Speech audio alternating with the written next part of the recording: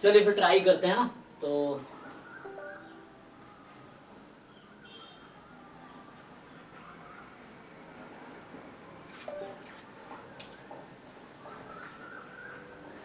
जो क्वेश्चन आपने पूछे हैं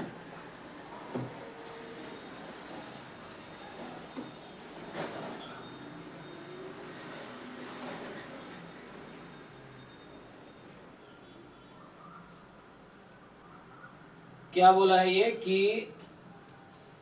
क्वेश्चन जो पहला है उसमें ये है कि y बराबर ए एक्स साइन एक्स है, ए एक्स साइन 2x पर चेक कर लेना, ठीक है। सो y बराबर है A X sine 2x is the solution of this differential equation. कौन सा है? y double dash plus 4y is equal to cos 2x। ठीक, तो कह रहा है कि a की वैल्यू क्या है, तो ठीक है हम पुट कर देते हैं इसमें। सो पहले आप यहाँ से y डैश फाइंड कर लीजिए, 4y है ना, हाँ। सो y डैश, देखो कई सारे तरीके हैं, चलो ये तरीका देखो, कई बार क्या होता है कि आप सॉल्यूशन से डिफरेंशियल इक्वेशन तक जा सकते हो। दूसरा तरीका है कि डिफरेंशियल इक्वेशन से सॉल्यूशन की तरफ जा सकते हो। दोनों तरीका आपके पास है इस तरह क्वेश्चंस में, कि डिफरेंशियल इक्वेशन सॉल्व करके हम सॉल्यूशन निकाल ले या सॉल्यूशन से डिफरेंशियल इक्वेशन निकाले, दोनों ऑप्शन है। सो अब आपको डिसाइड करना होगा कौन सा आपको बेटर लग रहा है या इजी लग रहा है। जैसे यहाँ पे अब सॉल्व कर सकते हैं इसको, तो उसे भी सॉल्व करके भी कर सकते हैं, और नहीं तो सीधा सीधा इसको पुट कर दो। तो मैं अभी पुट ही करता हूँ। तो इसको डिफरेंशिएट करेंगे, अब वो प्रोडक्ट पुट लगाना पड़ेगा, तो पुट कर लेते हैं चलो उससे। सो ए आउट एक्स का डेरिवेटिव 1, तो sine 2x plus x as it is, sine 2x का डेरिवेटिव कॉस 2x, 2x का 2। सो ये हो गया डैश। अगर मैं डबल डैश निकालूं, सो दूसरे तरीके से भी करके बता देता हूँ। सो दोनों तरीके हैं, आप जो समझ है। सो यहाँ से आप y डबल डैश निकाल लो। सो a को बाहर ही रहने दो, साइन 2x का 2 cos 2x, चेक करना जी, एंड प्लस फिर से यहाँ पे 2 है, सो मतलब x का डेरिवेटिव 2 cos 2x, ठीक है, एंड प्लस अब x as it is, product 2 लगा रहा हूँ, ठीक है। सो हो जाएगा 4 cos का derivative minus sine, so minus में साइन 2x, चेक कर लीजिए एक बारी। सो आपके पास कुछ इस तरह से आया। इसको यहाँ रिप्लेस कर दो। सो जब तुम रिप्लेस कर दोगे तो क्या होगा, जस्ट रिप्लेस द वैल्यू, या अगर सिंप्लीफाई करने का स्कोप है तो कर दो। सो सिंप्लीफाई कर सकते हैं, y डबल डैश a हो गया, सो 4 cos 2x minus 4x sign 2x, इस तरीके से 4 कॉमन भी ले सकते हो। सो इसको अगले पेज पे करो क्या, ठीक है ना।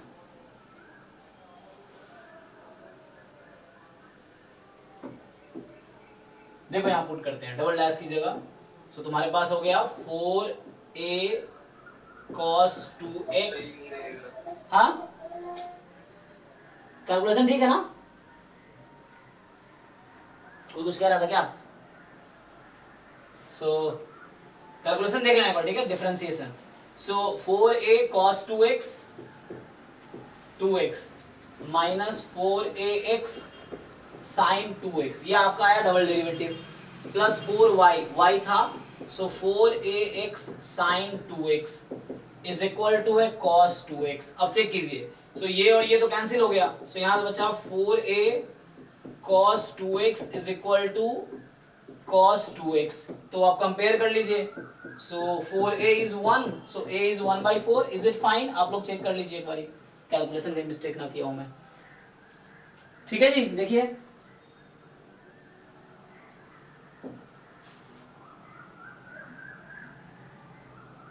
हाँ ना बोलो भाई, ऑप्शंस है कि नहीं इस तरह से? हाँ जी, ठीक है ना। हाँ माने आपको समझ आया ये, मतलब इसमें तो आप कर रखा था, शायद वेरीफाई करना था। यस सर, ठीक, और दूसरा कह रहा है कि नेक्स्ट क्वेश्चन आपका है, दूसरे क्वेश्चन में जैसे उसमें पूछा गया है ना उसका, तो उसका बी आंसर लग रहा है मेरे को, तो उसमें सी गिवन था। चेक करते हैं। The differential equation for which y बराबर ax square plus bx plus c is the general solution is. तो देखो इसके अंदर कितने आर्बिट्री कांस्टेंट है? 3, लेकिन आपको देखना पड़ेगा कि ये हालांकि अच्छा आपका पॉइंट भी सही है, लेकिन ये सेटिस्फाई तो उसको भी कर जाएगा। The differential equation for which this is general solution. So अगर आप ऐसे देखो, चलो एक बार चेक कर लेते हैं।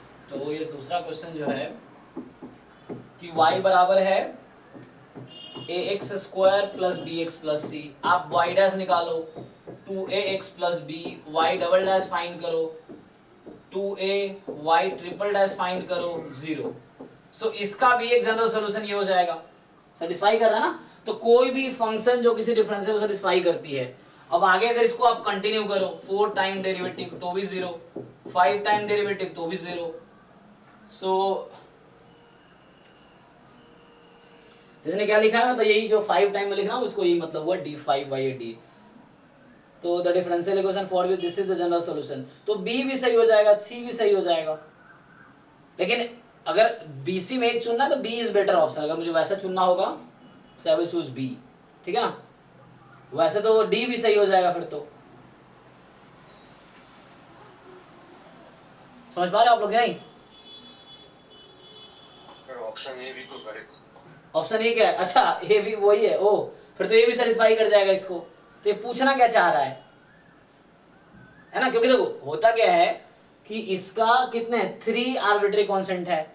सो ये थर्ड और डिफरेंशियल इक्वेशन कम से कम डिग्री थर्ड तो होगी, ये पक्का है, बट 3 ज्यादा भी ले सकते हैं। तो ये क्वेश्चन ही गलत बनाया, जिसने बनाए हैं वो क्वेश्चन ही गलत बनाए, ठीक है ना। सारे ऑप्शन करेक्ट हो जाएंगे ऐसे तो, क्योंकि ये सॉल्यूशन होने के लिए क्या है, सेटिस्फाई करना चाहिए। और जनरल सॉल्यूशन का मतलब मेनली ये है कि उसमें आर्बिट्री कांस्टेंट है, इसलिए जनरल सॉल्यूशन है वो। हालांकि कंप्लीट सॉल्यूशन ही है बाकी के लिए, लेकिन ठीक है। सो अगर एक चुनना है तो बी इज फाइन, जो आप कह रहे थे। अगर एक ही चुनना है ऐसे तो एक्यूरेटली, अदरवाइज सेटिस्फाई तो सबको कर रहा है, तो सॉल्यूशन हर ऑप्शन का सॉल्यूशन हो जाएगा। क्योंकि आप चेक कर सकते हैं, सेटिस्फाई करना चाहिए। सॉल्यूशन सिंपल मतलब ये है, कोई फंक्शन जो किसी डिफरेंशियल इक्वेशन को सेटिस्फाई कर दे, that function is the solution. Simple definition. और सर वो ट्रीटमेंट वाला क्वेश्चन सर सॉल्व नहीं हो रहा। कौन सा ट्रीटमेंट वाला? जो पहले भेजा था ग्रुप में सर, विपुल ने जो हो जाए।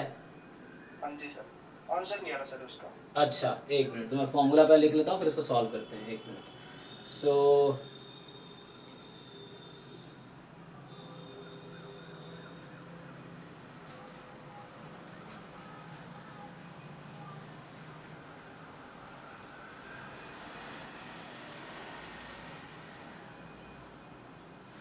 चलो, तो फॉर्मूला क्या है पहले तो ये बताओ।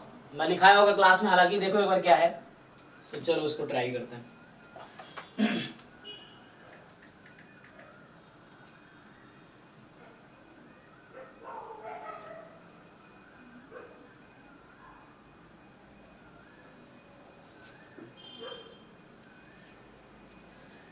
टेबल को ठीक से बनाओ। तो मैंने जब लिखाए थे तो मैंने ट्रीटमेंट ऐसे लिखाए थे और ब्लॉक्स इधर था, ऐसा लिखाया होगा ना।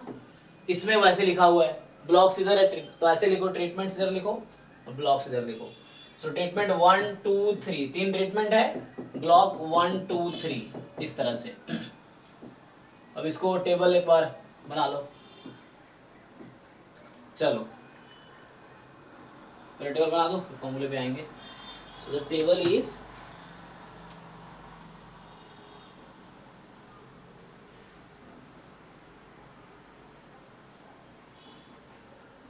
ऑफिशियल ना, हाँ। सो ये कहना चाह रहा है कि तुम्हारे पास जो ट्रीटमेंट्स हैं, अच्छा इसने वैसे लिखे हैं तो मैं वैसे लिख देता हूँ जैसे उसका नोटेशन है। सो मैंने जो नोटेशन यहाँ यूज किया है, ये इसका अलग नोटेशन है ना। सो ये ऐसे लिख रहा है कि ट्रीटमेंट आर 1 2 3, ये नोटेशन यूज किया है, ब्लॉक्स आर 1 2 3। ओके, तो मैं इसको थोड़ा टर्न करके लिखूंगा क्योंकि मैं ट्रीटमेंट इधर लिख रहा हूँ। सो फर्स्ट ट्रीटमेंट में है 5 6 4, ठीक। फिर 11 10 8, अरे यार क्या लिख दिया, सॉरी 11 10 12, ठीक है ना। देख लेना, ट्रांसपोज ले रहा हूं जस्ट में। और थर्ड ट्रीटमेंट में है तुम्हारे पास 10 8 9, जस्ट मैच कर लो। मैं उसको ट्रांसपोज किया क्योंकि मैंने जब लिखाए होंगे आपको इस तरीके से लिखाया होगा, तो उसी के हिसाब से फॉर्मूला यूज करूंगा मैं। अब फॉर्मूला क्या लिखाए थे, sum of the total sum of squares. So हाँ मैं एक बार चेक कर लेता हूँ कि मैं गलती ना करूँ, ताकि तुम लोग फिर बाद में दोबारा ना पछताओ। तो मैं एक बार देख लेता हूँ कि जो मैंने लिखाए थे उसके हिसाब से करते हैं।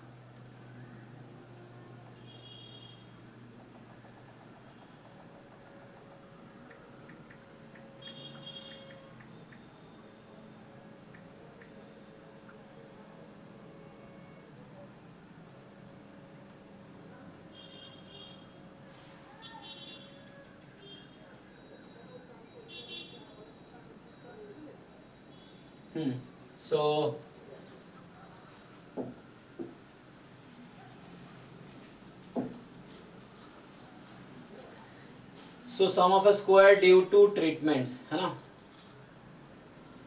sum of a square due to treatments। तो ये कुछ लिखा होगा इस तरह से, sum of A square due to treatments, B time, जो फॉर्मूला में लिखा था क्लास में बता रहा हूँ, summation I from 1 to A, check करना तुम जो तुमने नोट किए, I dot bar minus Y dot, हाँ यस यस यही है ना, होल स्क्वायर। सो ये है आपका sum of A square due to treatments. So A मैंने ऐसे लिया था, हमने लिया था ए नंबर ऑफ ट्रीटमेंट, है ना। सो मेरे पास ए की वैल्यू कितनी है 3 और बी की वैल्यू भी कितनी है 3 ही है ना। So A was the number of treatment, B was the number of blocks, ठीक है। तो इसको पुट करो। सो उससे पहले जो और डेटा जरूरत है वो फाइंड कर लेते हैं। सो हमें क्या जरूरत है, सो पहले y डॉट डॉट बार, तो पहले y डॉट डॉट बताओ मुझे, सबको ऐड कर लो सबको, और अच्छे से ऐड करना, कैलकुलेटर यूज करो। हाँ 75 का स्क्वायर। बाकी लोग चेक कर लो, ये y डॉट डॉट है, y डॉट डॉट बार कितना होगा 75 अपॉन, तो 75 का स्क्वायर आएगा टोटल 75 मल्टीप्लाई 75। क्यों स्क्वायर कर रहे हो तुम, मैं कह रहा हूँ इन सारे ऑब्जर्वेशन को ऐड करो, 5 plus 6 plus 4 12 plus 10 plus 11 10 plus 8 plus 9, square क्यों करेंगे हम भाई। इसकी y डॉट डॉट का मतलब है सम ऑफ ऑल। अब ये बार लगा रहा हूं उसका एवरेज, सो कितने है टोटल 9 है ना, तो 75 अपॉन 9 ये आ गया तुम्हारा वो। अब y1 डॉट, पहले ये देख लो, तो 1 डॉट का मतलब है फर्स्ट रो वाले का सम, जे पे समेशन हो रहा है ना, ये वो जे यहाँ पे है, तो 5 6 11 4 15, y2 डॉट इसका सम, सो कितने होगा टोटल 33, वेरीफाई करते रहना जी। y3 dot 27। अब इसका y1 डॉट का बार, बार का मतलब है 15 को 3 से डिवाइड करो, सो 5, y2 डॉट बार 11, y3 डॉट बार 9। ओके, तो मुझे इसकी जरूरत है क्वेश्चन में और इसकी जरूरत है। अब तुम पुट करके बताओ, b तुम्हारा 3 है, सब लोग अपना अपना कैलकुलेशन खुद करो, पुट करो values. So b is 3, I1 to a is also 3, और ये डेटा यूज करके बताओ क्या आएगा आंसर।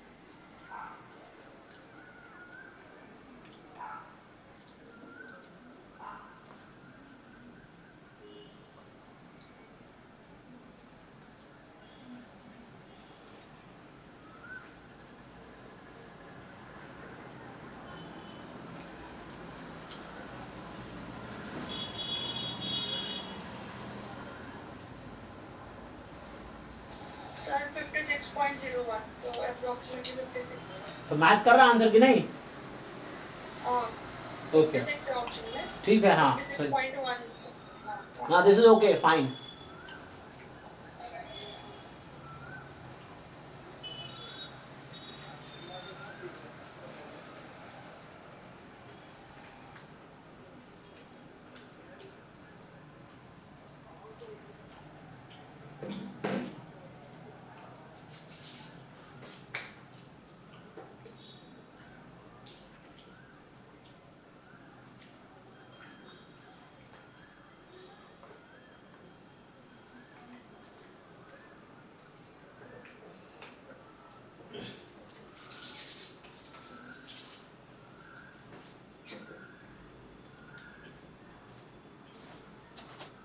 हाँ जी ललित, बिल्कुल आप लोग आंसर आया जो आपका डाउट था ये?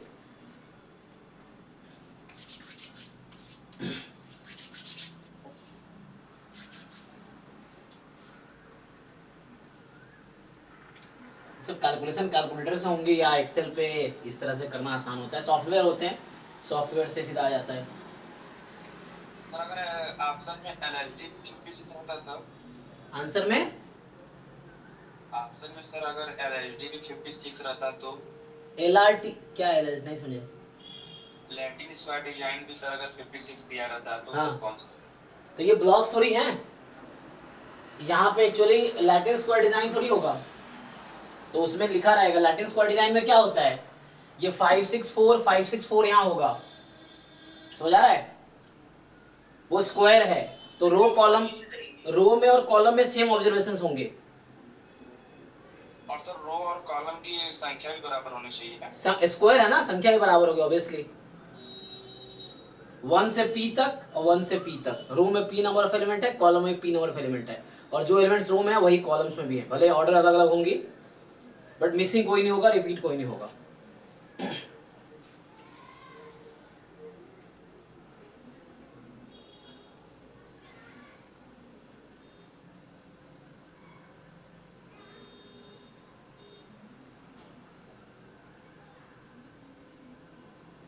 फाइन है, अभी सेटिस्फाइड हो कि नहीं आंसर से?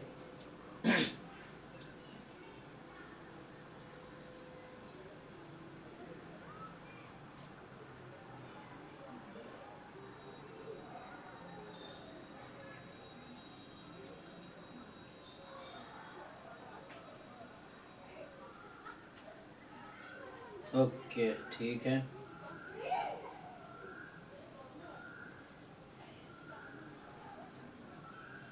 आगे बढ़े, बताओ भाई जिनका डाउट था। चलिए, तो अभी हमने क्या किया है, हमने इसमें एक्चुअली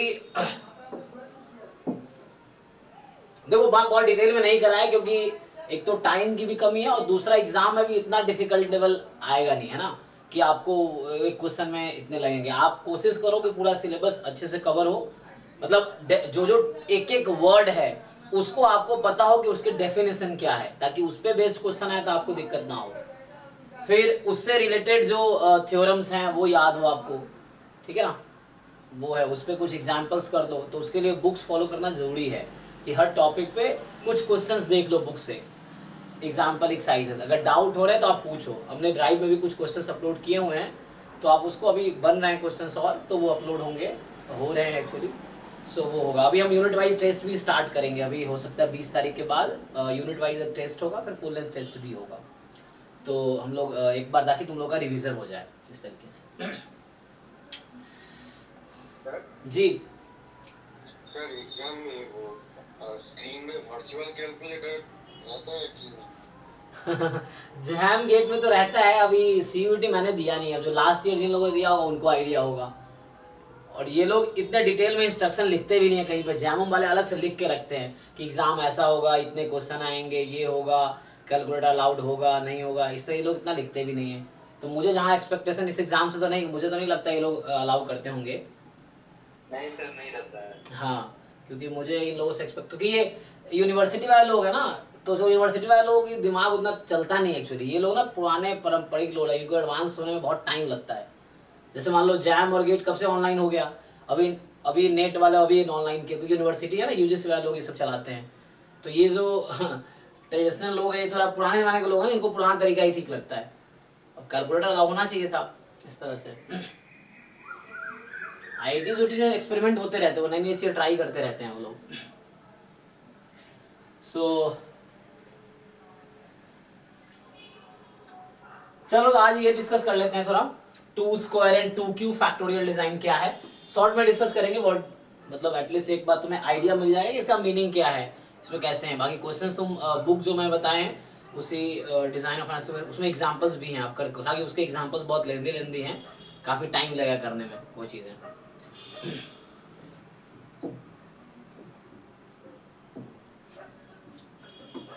सो स्टार्ट करते हैं इससे, 2 स्क्वायर फैक्टोरियल एक्सपेरिमेंट।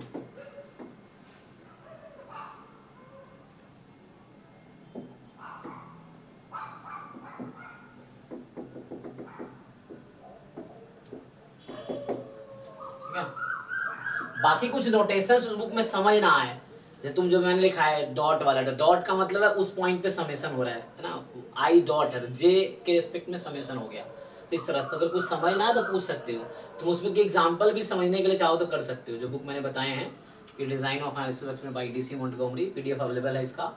तो तुम चाहो तो एक बार रीडिंग मारो, देखो कुछ ऐसे नोटेशंस हो या टर्मिनोलॉजी हो जो तुम्हें समझ ना आ रहा हो तो पूछो ये चीज।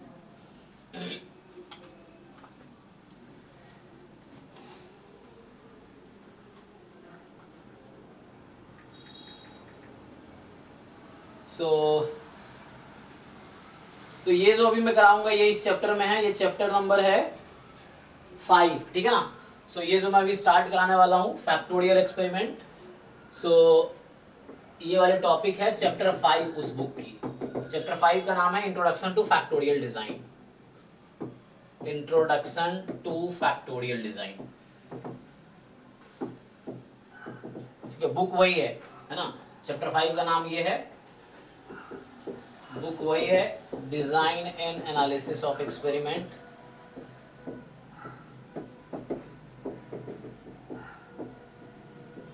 ठीक है,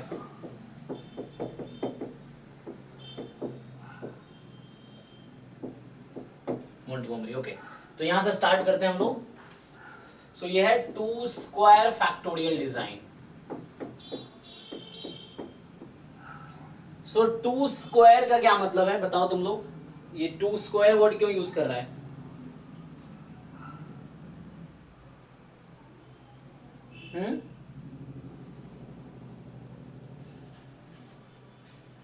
मतलब 2 स्क्वायर का क्या मतलब, थोड़ा पता तो होगा तुम लोगों को, क्योंकि ऐसे तो है नहीं कि पढ़ा नहीं है, तुम लोग पढ़ तो रखे हैं सबने ये सब चीजें। हाँ, so you have 2 factors and you are taking it as 2 levels, low level high level type. जैसे मान लो अगर इस तरह से तुम बनाओ, जैसे ये है, यहाँ तुम या सिंपल देखो कि तुम्हारे पास 2 फैक्टर है ए और बी। ऐसा हो सकता है कि both are at low level, low level को माइनस से लिखेंगे, या A at high level B at low level, A at low level B at high level, या both are at high level. तो इस तरह से we have 2 factors A and B and both are defined at 2 levels, है ना। तो एक low level एक हाई लेवल, लो लेवल को माइनस से लिख रहे हैं, हाई लेवल को प्लस से। इसका वो भी नोटेशन है बुक में, जो नोटेशन यूज करता है या उसने आई थिंक किसी ने डिफाइन किया है, नाम भी दिया था येल्स एंड समथिंग। इसको ये इस तरह 1 से डिनोट करेगा, मतलब both are at low level. इसमें क्या है, ए हाई लेवल पे है तो इसको इस तरह डिनोट करेगा, इसमें क्या है बी हाई लेवल पे है तो इसको डिनोट करेगा, और यहाँ दोनों हाई लेवल पे है तो इसको इस तरह से डिनोट करेगा, ठीक है। ये नोटेशंस यूज कर सकते हो यहाँ पे, ओके, ठीक है ना।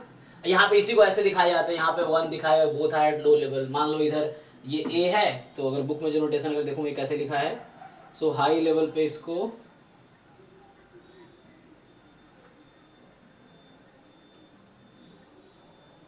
अच्छा मुझे लगा मैं अगले चैप्टर में आ गया, मैं एडवांटेज है ना, ठीक है ये, क्योंकि यहाँ तो हायर है general 2 factor design generalize concept, मेरा लगा पिछले चैप्टर में था क्या ये। तो एक मिनट देख लेता हूँ मैं, फैक्टोरियल क्योंकि ऐसा तो टॉपिक बहुत डीप है ना, एक पूरा सब्जेक्ट है सेमेस्टर, हालांकि पीएचडी में पढ़ा था मैंने ये सब्जेक्ट, कोर्स वर्क में था एक सेमेस्टर में, सो लेकिन पूरा एक सेमेस्टर का कोर्स था ये।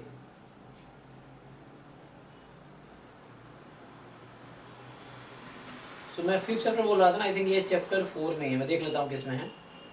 सो क्योंकि इंट्रोडक्शन जो है इसका स्टार्ट हुआ है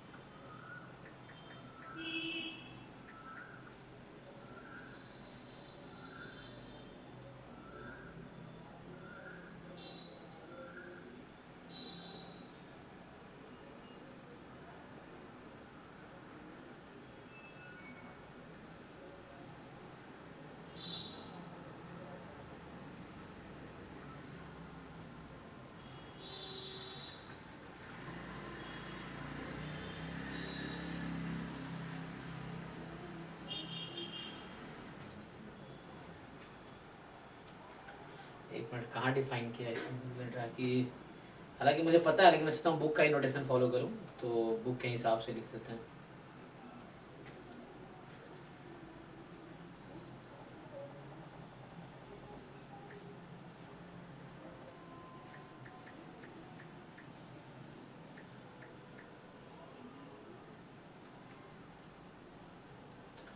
देखो तुम लोग का बुक है, कहाँ पे इसने टू स्क्वायर डिफाइन किया, मैं एक बार चेक कर लेता हूँ इंडेक्स में।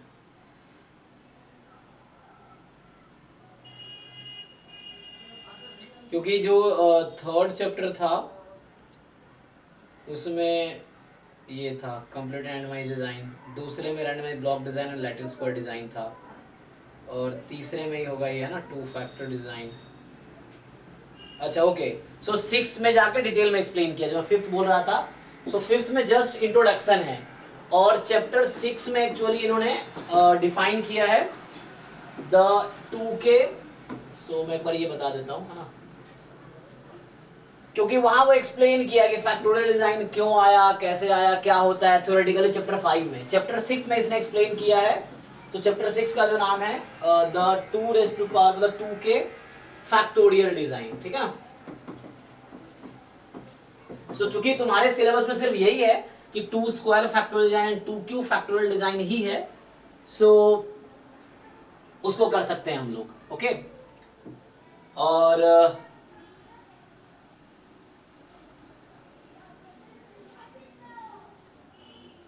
सो अभी 6 सीधा मैं इसी कंटेंट फॉलो करता हूँ, क्योंकि हमें मेनली यही समझना है ना कि what is 2 square factorial design, what is 2Q factorial design, ये समझना है इस तरीके से। और ये तुम पढ़ सकते हो, इंट्रोडक्शन है यहाँ पे कि फैक्टोरियल डिजाइन कैसे आया, क्यों आया, उसका क्या मीनिंग है, वो सब डिटेल में बता रहा होगा। सो इसको तुम स्किप कर दो है ना, तुम्हारे सिलेबस से रिलेटेड ये 6 चैप्टर ही करो, ठीक है। So you just follow chapter 6, chapter 6 देखना इस बुक में। सो चैप्टर 6 जो है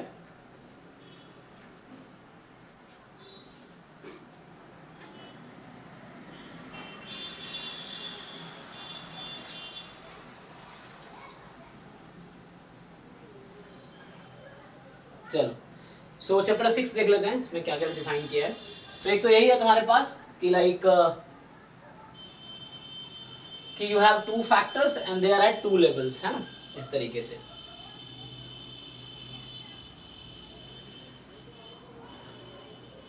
So you have 2 factors and each run at 2 levels. So this design is called, so जो ये डिजाइन है ना, so यहाँ नोटेशन ये लिखा है कि यहाँ पे A लिया है, जैसे ये A है, इधर B है और इधर AB होगा, ठीक है, इस तरीके से। So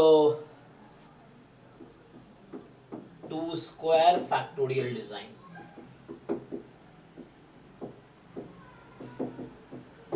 ठीक है। अब इसमें क्या है आगे,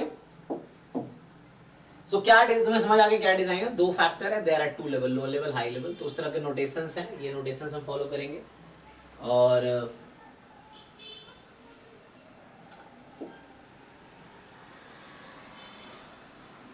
अब जो कुछ एप्लीकेशंस भी होंगे ना, जैसे क्या होता है कि इन फर्स्ट मतलब इसमें एप्लीकेशंस होंगे एक्चुअली, तो इस तरह से इसका कुछ और, जैसे मान लो A है और बी है जो मैं बता रहा था.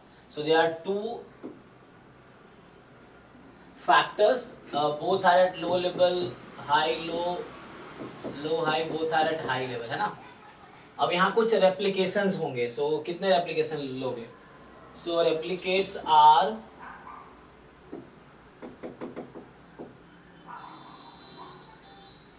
जो तुम्हारे एक क्वेश्चन भी है, हालांकि मुझे उसका आंसर गलत लग रहा है. किसी ने चेक किया है? जो एक क्वेश्चन शायद 97 नंबर है, उसमें पूछा हुआ है कि 2 स्क्वायर जो फैक्टोरियल एक्सपेरिमेंट है उसका एरर डिग्री ऑफ फ्रीडम क्या होता है, ऐसा कुछ ड्यू टू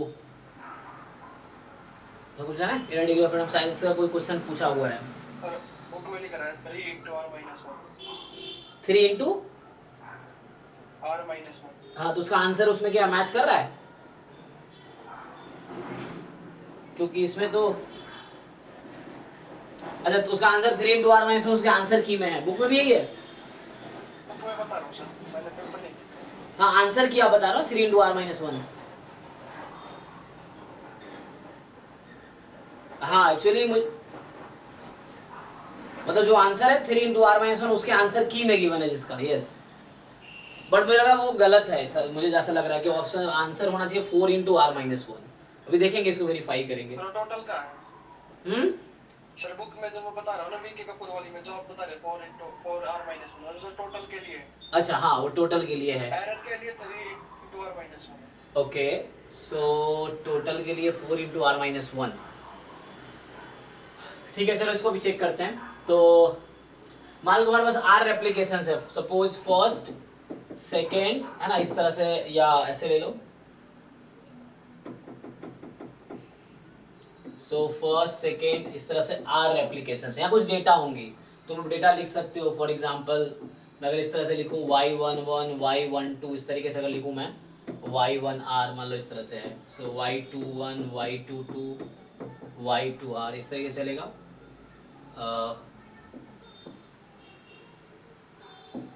मैं रफली से लिखता हूँ, इन्होंने तो हालांकि एग्जाम्पल से ही पूरा टॉपिक एक्सप्लेन कर दिया इस बुक में, अगर देखोगे तुम तो इस तरह से इन्होंने लिख दिए हैं.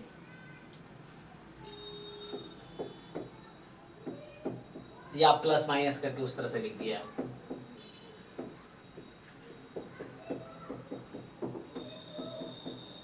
इस तरीके से मान लो है. तो टोटल कितने ऑब्जर्वेशन तुम्हारे पास है टोटल यहाँ पे?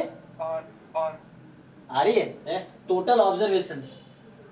r square. क्या कर रहे हो तुम? कितने भाई रो कितने हैं तुम्हारे पास? 4 हाँ, कॉलम कितने हैं? r 4r. अच्छा 4r ना, तो r स्क्वायर कैसे आ गया? सो ऑब्जर्वेशन अभी तुम्हारे पास 4r है ना, 1 2 3, ये r है तो ना, ये पहले में देखो ये तो कॉम्बिनेशन है ना, यहाँ पे इसके जगह तुम वो लिख सकते हो. सो अगर ये ना लिखना हो तो you can write it this a b a b, ये लिख सकते हो ना यहाँ पे, तो इसकी जगह पे ये चाहो लिख सकते हो. तो इस तरह तुम्हारे पास ये है.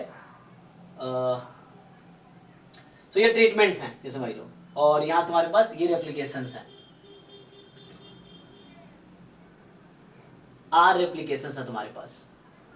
सो टोटल जो ये ऑब्जर्वेशंस हैं ये 4r हो गई. अच्छा, so total degree of freedom क्या होगी जो तुम बता रहे थे? 4r minus 1. हाँ, 4r माइनस 1. अब 4r माइनस 1 में अगर तुम माइनस कर दो कितने,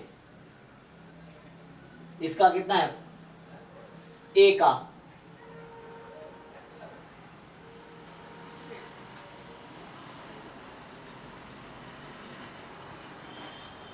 r minus 1.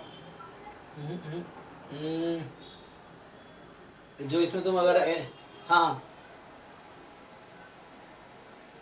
तो बता रहा है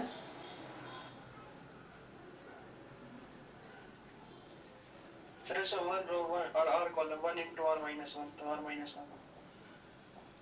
कितनी बार घटाओगे r माइनस 1? नहीं, इसमें एक्चुअली क्या होता है, तुम्हारा a के पास 2 लेवल्स है ना.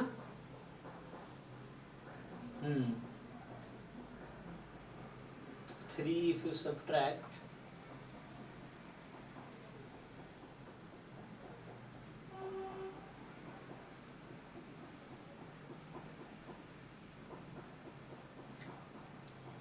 ए के पास कितने लेवल्स हैं? 2 लेवल्स है ना, तो लो या हाई होगा। और बी के पास, तो इसके पास जो तुम्हारे पास, अगर तुम इसका फॉर्मूला लिखोगे, जैसे एस एस टी यहाँ पे क्या होगा, अगर मैं लिखूँ sum of total sum of squares, तो उसका अगर मैं फॉर्मूला लिखूँ जो इसके लिए वैलिड है, सो हालांकि यहाँ पे मैंने ऐसा लिख दिया है ना अभी y1112, ये अपने तरफ से नोटेशन दे दिया है। बुक में जो ये लोग लेते हैं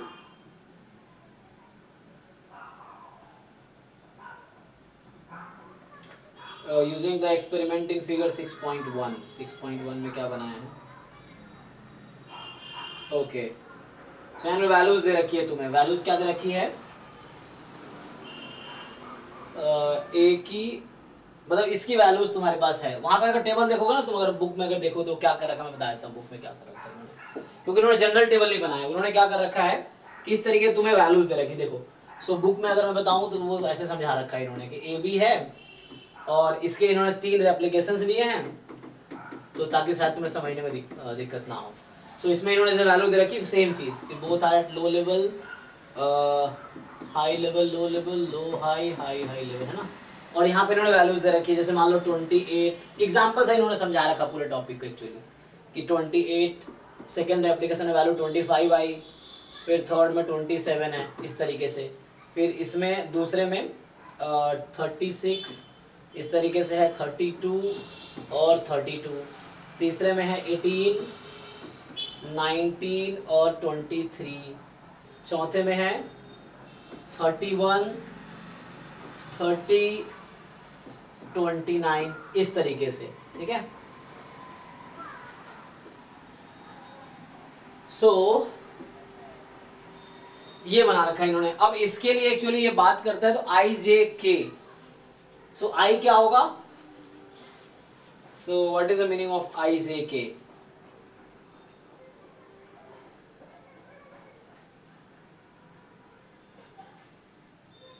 सो इफेक्ट्स ऑफ ए को कुछ इस तरह से डिफाइन करें, मतलब अगर पूरा डिफाइन करूं मैं, सो मुझे पूरा टॉपिक में पढ़ाना चाह रहा हूं, बहुत टाइम लग जाएगा पूरा अगर एक एक चीज।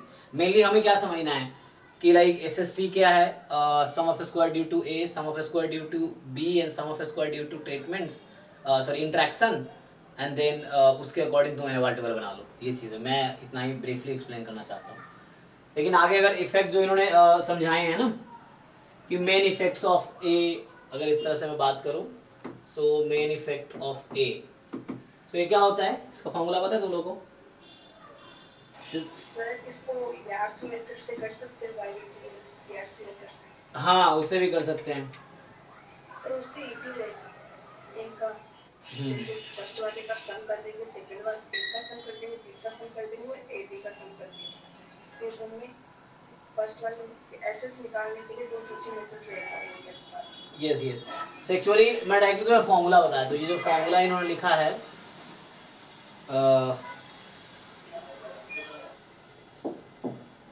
सो what is sum of square, total sum of squares का फॉर्मूला क्या होगा अगर तुम लिखना चाहो तो, what is total sum of squares, जैसे बाकी में था वैसे ही होगा। ये तुम्हारे पास है ट्रिपल समेशन होगा I from 1 to 2, J from 1 to 2, इसका क्या मतलब हुआ, एंड K from 1 to 3। तो यहाँ इन्होंने ऐसे लिखा है, मैं लिखूंगा 1 to R, जो मैं जनरल लिख रहा हूं तो,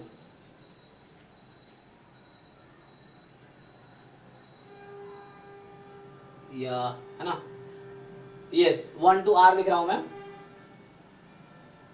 क्योंकि R नंबर ऑफ मैंने वो लिया ना रेप्लिकेशंस, इसीलिए। तो ये तुम्हारा आएगा y I j k whole square minus y dot dot dot and this square upon कितनी वैल्यू आएगी 4n। सो ये फॉर्मूला है, और भी तरीके से लिख सकते हो तुम ऐसे तो इस टोटल सम ऑफ स्क्वायर्स का ये फॉर्मूला हो गया।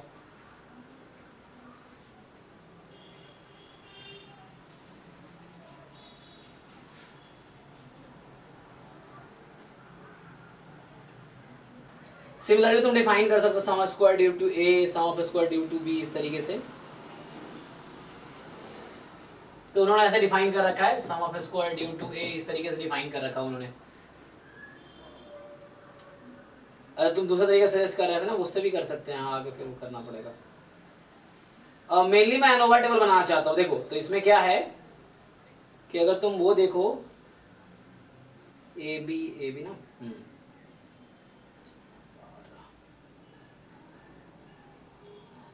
तुम्हें क्या देखना है यहाँ पे, अगर मैं एक इंटरेक्शन का इफेक्ट क्या होगा, ए बी और फिर आएगा ए बी, यही ना। सो या मैं ऐसे लिखूं अगर ए बी और ए बी, सो जब ए अगर मान लो पॉजिटिव है या दोनों नेगेटिव है, सो कितने हो जाएंगे, माइनस माइनस, ये क्या हो जाएगा प्लस, और माइनस प्लस तो ये माइनस माइनस, और जो ये प्लस माइनस होगा this is minus and minus minus plus, इस तरीके से। सो ये तो वो साइन हो, इसका वो हो गया, लेवल्स डिसाइड हो गए ना। सो दिस आर व्हाट, ये कुछ ये हो गया 1, ये बी हो गया क्योंकि मैंने बी को पॉजिटिव लिया है ना यहाँ पे। तुम ये कर सकते हो इसको प्लस माइनस माइनस प्लस, है ना। So this is A, this is B, this is A B sign, okay. तो ये इंटरेक्शन का एक्चुअली वो लेवल हो गया ना, level of interaction. So how will you define, इसका क्या फॉर्मूला है, लिख, मैं जो बुक में वो लिख देता हूँ तत्काल। तो और भी तरीके हम देख सकते हैं, हालांकि कई सारे तरीके इसमें सजेस्ट कर रखे हैं ना। सो जो फॉर्मूला इसमें शुरू में है वो कुछ इस तरीके से है कि लाइक एस एस ए, है ना। चलिए जरा इस टॉपिक को मुझे ठीक से और पढ़ना पड़ेगा। सो एस एस ए स्क्वायर क्या होगा, सर मैंने आपके पास एक फोटो भी भेजी और एक वीडियो भी भेजा, वो देख सकते हो। अच्छा ठीक है, मैं ट्राई करता हूँ, क्योंकि ये एक्चुअली मैं फर्स्ट टाइम ही पढ़ा रहा हूँ, क्योंकि अभी मुझे तो मेरे को थोड़ा और सीखना पड़ेगा क्या इसको। सो मैं चेक करूँगा ना। हालांकि मेनली हमें एनोवा टेबल बनाना है। एनोवा टेबल क्या होगा इसका, अगर मुझे वो बनाने हैं तो। सो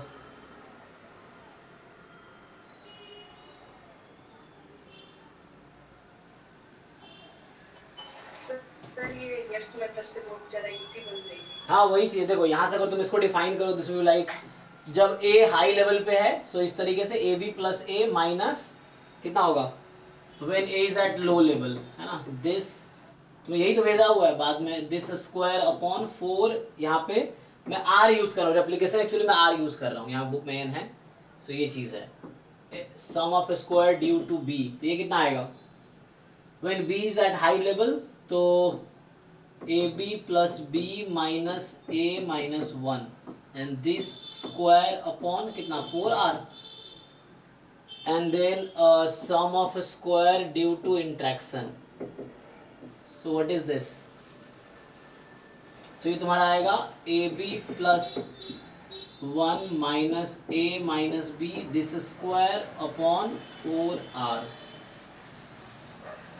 इस तरीके से डिफाइंड एक्चुअली। और मेनली अगर मैं बात करूँ एनोवा टेबल की तो क्या होगी, सो हाउ डू डिफाइन, इसके लिए एनोवा टेबल क्या होगा। अच्छा या तुम लिखा एस एस टी अगर लिखोगे तो क्या आएगा, sum of square due to A plus sum of square due to B plus sum of square due to A B and then error, यही ना।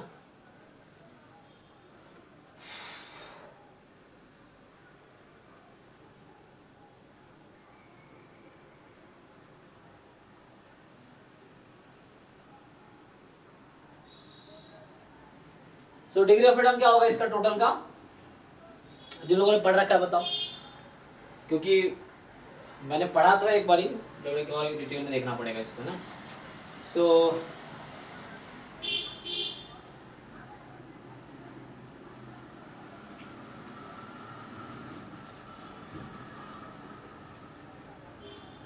सो what is degree freedom of this total, कितना आएगा 4r minus 1. So ये 4r minus 1, degree of freedom of A कितना होगा, sum of square due to A के कितने levels हैं,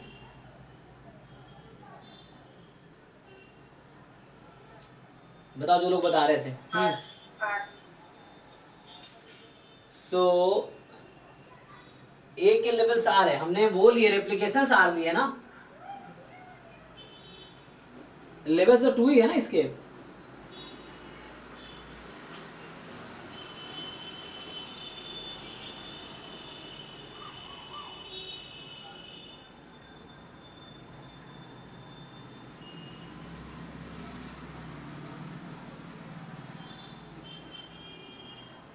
इसमें तो जो लिखा हुआ है इस बुक में डिग्री ऑफ फ्रीडम 1 दे रखा है, 1 ही है ना, अगर तुम टेबल बुक में देखोगे टेबल्स।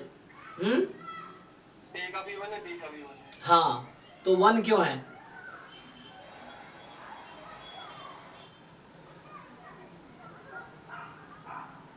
फिगर 6.1, फिगर 6.1 में क्या था? वही जो टेबल मैंने बनाए थे ना। किसका कहने का ये मतलब है कि ए हैज 2 लेवल्स ना, लो और हाई, तो उसके हिसाब से I think 1 degree of freedom दे रहा है।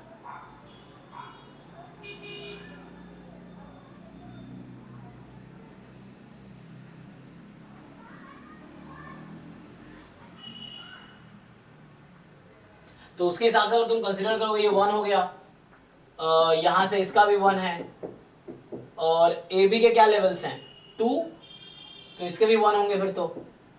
And then what is the error degree of freedom then इस इन दिस केस?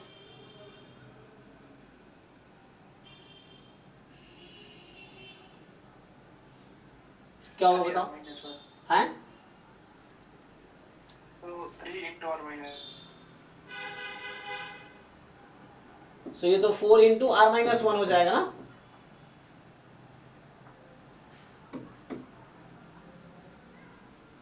तो 3 है 4 की जगह।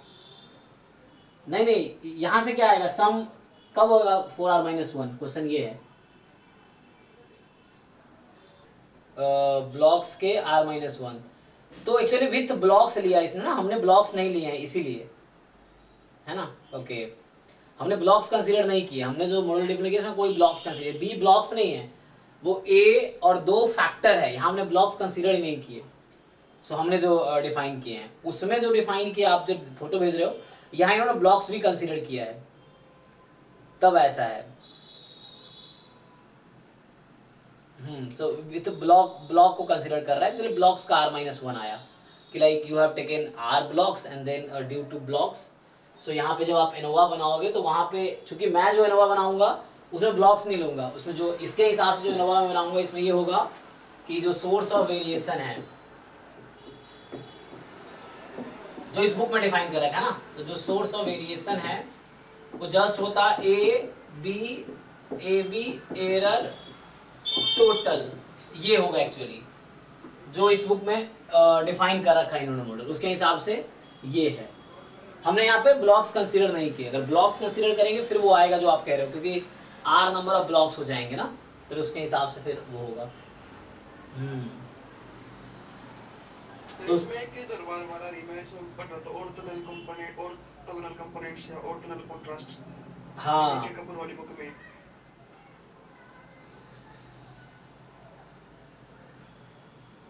और तो हाँ ये डिफाइन करना पड़ेगा कि इसमें भी यूज किया, हालांकि वो वर्ड जो मैंने डिफाइन नहीं किया, लिख तो भी रखा है। कंट्रास्ट तो वो है जो मैं डिफाइन कर रहा था, दिस इज कंट्रास्ट ना, ये इसको लिखता है, ठीक है ना, contrast of A, contrast of B and contrast of A B, इस तरह से डिफाइन कर रखा है।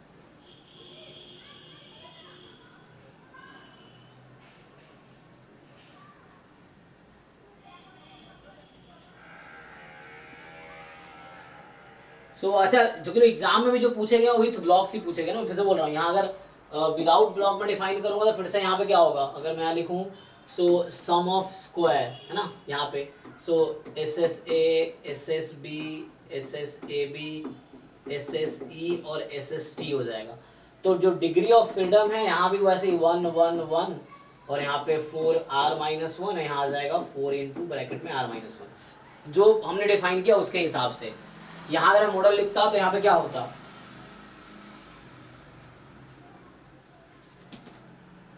आगे फिर क्या होता, बाकी तो ऐसे ही है, तुम जानते ही हो कि मीन सम ऑफ स्क्वायर्स। सो यहाँ रेशियो हो जाएगा ना, तो वही आ जाएगा ms। तो यहाँ ब्लॉक्स कंसीडर नहीं किया गया है, इसीलिए ए बी इंट्रैक्शन और ये हो गया।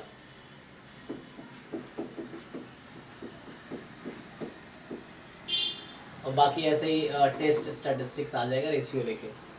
तो ये तो ओके है। सर लेकिन क्वेश्चन आएंगे जैसे सर पीछे तो उसमें तो ब्लॉक्स गिवन हो गए, तो उस हिसाब से करना पड़ेगा ना। हाँ लेकिन क्वेश्चन जो एग्जाम में आपके यहाँ उसमें तो नहीं दिया है कुछ, उसमें कुछ लिखा है? इसमें सीधा पूछा है ना, जो एग्जाम में क्वेश्चन पूछे हैं वो तो सीधा पूछ लिया है कि the degree of freedom for the error in 2 square factorial experiment with r replication. तो मुझे लग रहा है रेप्लिकेशंस को ये विथ ब्लॉक्स ही कंसीडर कर रहा है, ठीक है ना, तो इसीलिए ऐसा है। So there are number of blocks, तो उस केस में यहाँ ब्लॉक इफेक्ट ऐड करो, अगर ब्लॉक करोगे so there are number of blocks, तो उसकी डिग्री ऑफ फ्रीडम r-1 हो जाएंगी। तो इसमें r-1 और आ जाएगी ऐड होके। तो एक बार देख लो, अगर r-1 घटा दोगे तो क्या हो जाएगी इसमें से, फिर 3r-1 आ जाएगा ऑब्वियसली। अगर तुमने बीच में ब्लॉक्स भी कंसीडर कर लिए, इसी में अगर मैंने ब्लॉक कंसीडर कर लिया, सो उस केस में ब्लॉक की डिग्री ऑफ फ्रीडम r-1 आ जाएगी। तो यहाँ पे आ जाएगी 3r-1, यहाँ तो सेम ही रहेगी, ये आ जाएगी। तो हमने ब्लॉक्स कंसीडर नहीं किए, ठीक है ना। तो जो हमने वो कंसीडर किया विदाउट ब्लॉक कंसीडर किए, ब्लॉक्स के साथ करेंगे वैसे ही हो जाएगा। समझ पा रहे हो कहना क्या चाह रहा हूँ, डिफरेंस कहाँ आ रहा है। सो जो ये बुक है मोंटगोमरी वाली बुक है, उसमें ब्लॉक्स कंसीडर नहीं किया है, और जो दूसरे बुक जो आप लोग फोटो भेज रहे हो या अप्लाइड स्टैटिस्टिक्स बुक जो है गुप्ता कपूर वाले आई थी, सो उसमें उन्होंने ब्लॉक्स के साथ कंसीडर किए हैं।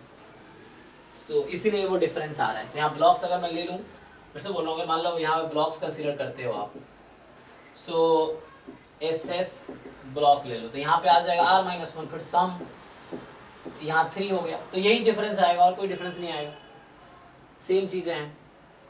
तो यही चीजें फिर 2Q में आएगी। अगर 2Q है तो ये तो 2 ANOVA table for 2 square design ये हो जाएगा विथ ब्लॉक्स अगर कंसीडर करोगे आप। सो R जो हमने वहां पे डिफाइन किए रेप्लिकेशंस, ईच रेप्लिकेशन इज 1 ब्लॉक, तो उस केस में आपके पास ये आ गया। सिमिलरली अगर 2Q हम लिखेंगे तो क्या होगा वहां पे। सो अगर आप 2Q के लिए डिफाइन करोगे सेम एनोवा कैसे आएगा, A B फिर AB हो जाएगा, फिर क्या क्या BC AC, इस तरीके से क्या क्या आएगा 2Q फैक्टोरियल के लिए ABC है ना, तो ओनली सी और ABC। सो यहाँ पे आएगा ABC और एक आएगा ABC, यही आएगा ना, बाकी तो सिमिलर हो जाएंगे।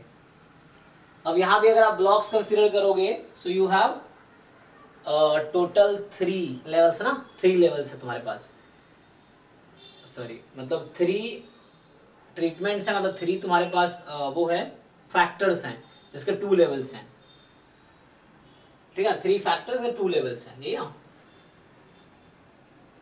तो अगर उस केस में मान लो तुम अगर एनोवा टेबल बनाओगे तो क्या होगा डिग्री ऑफ फ्रीडम A के लिए, मान लो यहाँ सम ऑफ स्क्वायर की बात करते हैं, तो यहाँ तो SSA हो जाएगा, SSB SSC SSAB SSBC SSAC SSABC।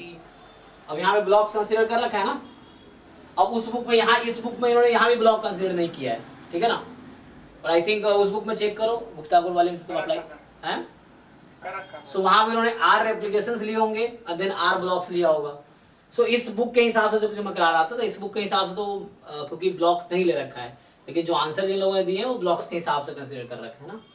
सो उन्होंने ब्लॉक्स कंसीडर किए, इस बुक ने नहीं किए ब्लॉक कंसीडर। सो अगर यहाँ तुम ब्लॉक्स लोगे and then error and then total, ये आएगा। So sum of square due to blocks and यहाँ होगा sum of square due to error and total sum of squares. So difference बाकी चीजें वही रहेंगी, जो नोटेशन है वैसे ही रहेगा कि A is at 2 level plus minus, B is at 2 level plus minus, C is at 2 level plus minus, फिर उसके हिसाब से A into B का साइन देख लो इस तरीके से।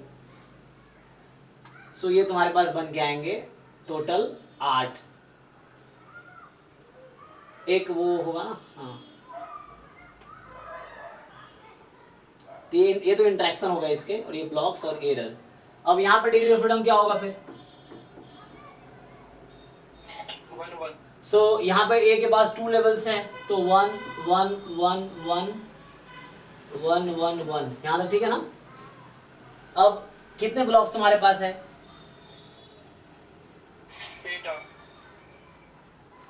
सो वहां पे एक्चुअली तुम्हारे पास टोटल आर नंबर ऑफ रेप्लिकेशंस हैं, और इधर तुम्हारे पास टोटल 8 2 इंटू 2 इंटू 2, मतलब जब तुम बना रहे होगे है ना, ए प्लस माइनस, मतलब 3 है ना, ए बी सी, तो plus plus plus minus plus plus, इस तरीके से टोटल कितने कॉम्बिनेशन बनेंगे? 8 बनेंगे। 2 इंटू 2 इंटू 2, क्योंकि A can have low level high level, तो 2 इंटू 2 इंटू 2 हो जाएगा ना। ए का 2 लेवल्स, बी के पास 2 लेवल्स, टी के पास 2 लेवल्स, तो अगर तो उसके कॉम्बिनेशन बनाओगे टोटल 8 बनेंगे कॉम्बिनेशन, तो वो 8 हो गए। सो 8R तो तुम्हारा टोटल 8R तो टोटल हो गया ना, ऑब्जर्वेशंस 8R जो है। Yes sir. हाँ, सो 8 तो टोटल का जो डिग्री ऑफ फ्रीडम आएगा 8R माइनस 1, ये ना 8R माइनस 1, और इसका ब्लॉक्स के कितने होंगे?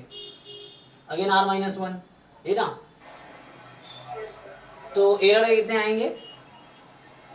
7 AR minus 1। 7 into R minus 1।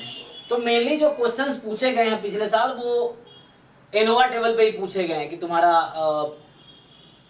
कि एरर की डिग्री ऑफ फ्रीडम क्या है डिफरेंट मॉडल्स में, जो डिफरेंट डिजाइंस हैं एक्चुअली, उसके करस्पॉन्डिंग ये पूछा गया है। और बाकी तो ऐसे ही तुम आगे लिख लोगे मीन स्क्वायर जो है ना, so mean sum of squares, so mean sum of square जो 3 मॉडल के लिए ऐसे ही आ जाएगा, ये इसको बस डिवाइड करते जाओ, फिर बाद में टेस्ट स्टैटिस्टिक्स आ जाएगा। सो ओके ठीक है। तो जो बुक मैं अभी फॉलो कर रहा था, बस डिफरेंस इतना है, क्योंकि इसलिए थोड़ा कंफ्यूजन हुआ है कि इसने ब्लॉक्स कंसीडर किए नहीं है, विदाउट ब्लॉक डिफाइन किया है, जो मॉडल से विदाउट ब्लॉक्स डिफाइन किया है, और बाकी बुक्स में विथ ब्लॉक्स किया है। जो बुक में जो एग्जाम में आपके क्वेश्चंस भी पूछे गए हैं, जो CUET के लास्ट ईयर में, तो वहाँ भी ब्लॉक्स के साथ पूछा गया है, तो ये हमें ब्लॉक्स के साथ कंसिडर करना पड़ेगा, ठीक है ना, वो ब्लॉक कंसिडर कर रहे हैं। 2Q और 2 स्क्वायर फैक्टोरियल डिजाइन में, तो इस बुक में विदाउट ब्लॉक्स कंसीडर किया कि वो जो रेप्लिकेशन है उसको ब्लॉक्स के तौर पे नहीं लिया है, बट जो दूसरे बुक से विथ ब्लॉक्स लिया, तो ब्लॉक्स के साथ कंसीडर करना है हमें, तो उसी से आंसर हमारा CUET वाले फॉलो कर रहे हैं उसको, ठीक है। सो ये तो हो गया, ठीक है, इसको देखते हैं अभी। और बाकी एक क्वेश्चन और आया था कन्फाउंडिंग का, तो कन्फाउंडिंग क्या होता है क्वेश्चन और है ना उसमें, जो लास्ट क्वेश्चन आई थिंक, सो उसका डेफिनेशन कन्फाउंडिंग का देखोगे तो क्या कहता है, वो डेफिनेशन पे ही क्वेश्चन एक्चुअली।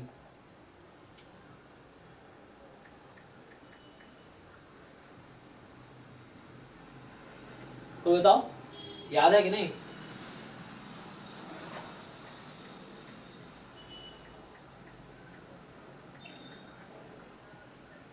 एक्चुअली कंफाउंडिंग का जस्ट एक मीनिंग है कि it is used to reduce the size of the blocks, ये डेफिनेशन है ना आई थिंक, तुम चेक करो। ये 7वां इस बुक जो बुक में फॉलो कर रहा हूँ, हालांकि इसमें वो 7वां चैप्टर है, confounding of 2K factorial designs. So confounding just meaning वही है कि it is used to reduce the size of the blocks.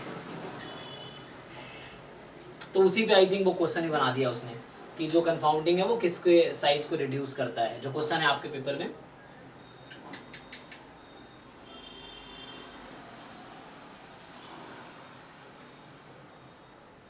Okay, तो रफली आइडिया तो यही है, बाकी थोड़ा डिटेल में कर सकते हैं, सो उसको देखना। मैं अप्लाइड, हालांकि मेरे पास बुक है वो अप्लाइड स्टैटिस्टिक्स वाली, सो आई विल चेक। ये तुम लोग पढ़ो, अगर देखो कुछ डाउट है तो पूछो उसमें।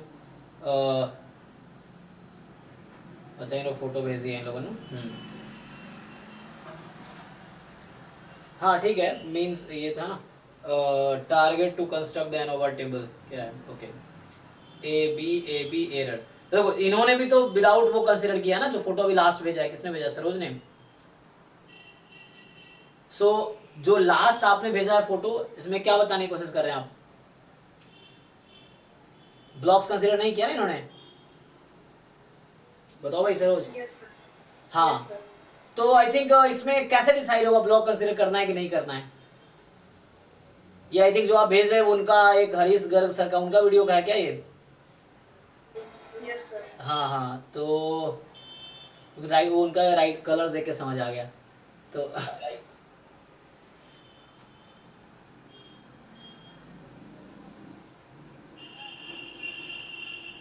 हालांकि बाद में इन्होंने डिफाइन किया विथ ब्लॉक के साथ, इन्होंने भी नहीं किया होगा शायद, क्योंकि डिफरेंट बुक्स का शायद डिफरेंट अपना वो होता है, ऑथर्स का समझ होता है, उसके हिसाब से लिखते हैं लोग। सो जो शुरू में मैं कर रहा था वो ये फोटो में है यहाँ पे, है ना। लेकिन हमें क्या देखना है, हमें क्या फॉलो करना है, विथ ब्लॉक या विदाउट ब्लॉक?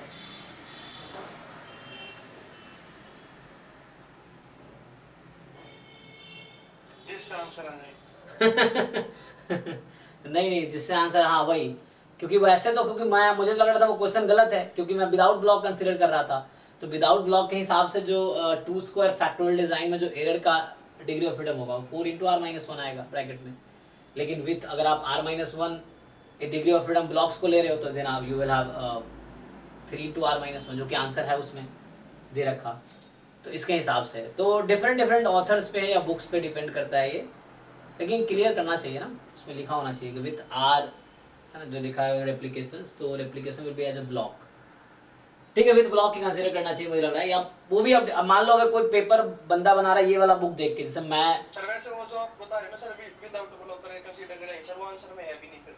हाँ वही बोल रहा हूँ, ये वही कह रहा हूँ कि एक्चुअली अब अगर इस साल अगर वो प्रोफेसर पेपर बनाता है जो ये बुक को फॉलो करता है जो मैं अभी कर रहा था, तो उसके हिसाब से तो वो आंसर देगा वो। अब जिसने पिछले साल पेपर सेट किए वो उस बुक से सेट किए तो उसने वैसा आंसर दे दिया 3 इंटू r-1 वाला। लेकिन जो इस बुक से अगर पेपर बनाएगा या इस बुक को फॉलो करता है वो, तो वैसा आंसर बनाएगा। तो यहाँ भी थोड़ा दिक्कत है फिर तो।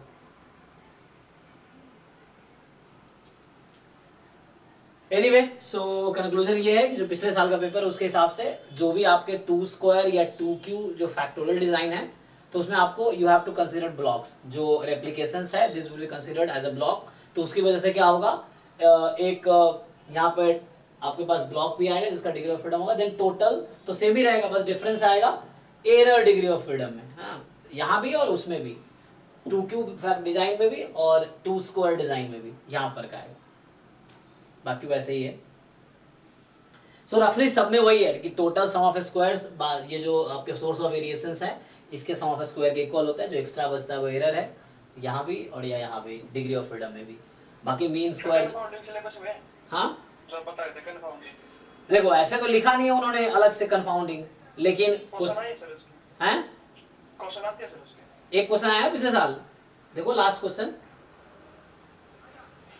जो सबसे लास्ट क्वेश्चन है सीयूई जो है पिछले साल का, क्या है सबसे लास्ट क्वेश्चन, यही है ना कंफाउंडिंग के। चेक करो सबसे लास्ट क्वेश्चन क्या कह रहा है।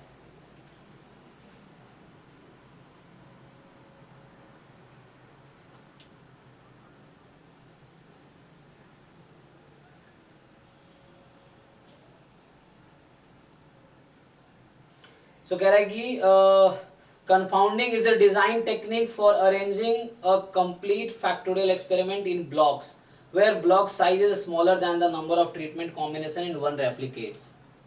So ये definition लिखा है इस बुक में confounding का।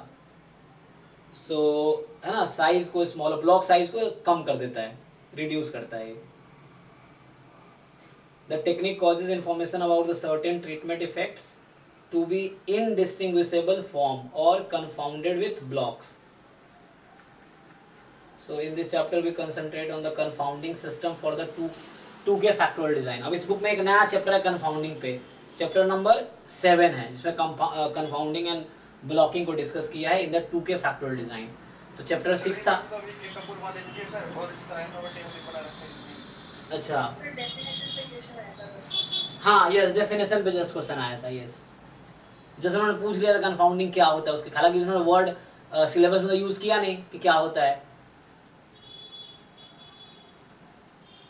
एनीवे, तो मेनली जो फोकस होना चाहिए, क्योंकि टाइम आपके पास कम है, तो बहुत डीप में अगर ये डिजाइन ऑफिस में पढ़ोगे तो पूरा सेमेस्टर लग जाएगा ना, 1-2 महीने लग जाएंगे ढंग से पूरा अगर कोर्स करोगे। तो आपको सिर्फ क्या करना है, सिलेबस में जो जो वर्ड है उसको समझना है कि उसमें क्या होता है, एक आइडिया आपको वो डेफिनेशन क्लियर हो, कि आइडिया क्लियर हो, मेनली एनोवा टेबल क्लियर हो हर डिजाइन के लिए, कि उसमें एरर डिग्री ऑफ फ्रीडम क्या है, उसमें ट्रीटमेंट्स कितने हैं, डिग्री ऑफ फ्रीडम क्या होता है, ब्लॉक्स है कि नहीं है, जैसे क्वेश्चन पूछा था अभी उसने। सो उससे एक बार ट्राई करके देखो, रफली हमने डिस्कस किया ही है, बाकी मुझे और भी थोड़ा सीखने की ज़रूरत है इसमें। तो मतलब लाइक डिफरेंट बुक्स है, क्योंकि मैं यही बुक अभी मुझे एक्चुअली ये बुक क्यों फॉलो कर रहा हूँ, अभी 2 साल पहले जब पीएचडी में एडमिशन लिया था 2021 में मैं, तो तब पीएचडी कोर्स वर्क में डिजाइन ऑफ एक्सपेरिमेंट था मेरा, सोमेश सर ने ही पढ़ाए थे, तो ये बुक उन्होंने फॉलो किया था, मुझे थोड़ा बहुत आइडिया था कि मैंने पढ़ा है, तो इसलिए मैं सोचा एक बार इसको देख लेते हैं, तो इसीलिए है। लेकिन इसमें जैसे अब ब्लॉकिंग यहाँ कंसीडर नहीं किया है तो उस तरीके से है, लेकिन ठीक है, और बुक्स नेक्स्ट टाइम देखेंगे, अब जो भी है तो ठीक है।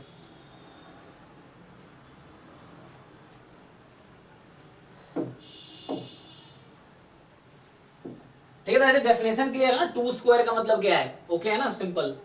यस सर 2 फैक्टर्स है and both are at 2 levels, तो low high, so A minus minus plus minus तरह 4 उस तरह बनते हैं इसके, है ना।